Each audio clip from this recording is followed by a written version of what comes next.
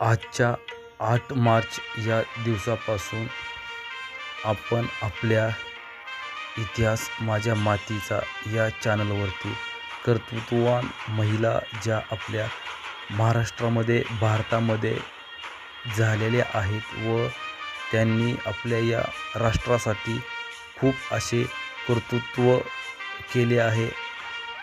यांच्याबद्दल आपण एक प्लेलिस्ट बनवणार आहोत आणि त्या प्लेलिस्टच्या माध्यमातून आपण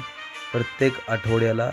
एक कर्तृत्ववान महिला आणि त्यांचा संपूर्ण इतिहास आपल्या या चॅनलवरती तुम्हाला ऐकायला मिळेल। त्याचबरोबर पूर्ण इतिहास जाणून घेतल्यानंतर आपण काहीतरी आपल्यामध्ये बदल होईल असं मला अपेक्षा आहे आणि आजच्या या महिला दिनाविषयी सर्वांना हार्दिक शुभेच्छा।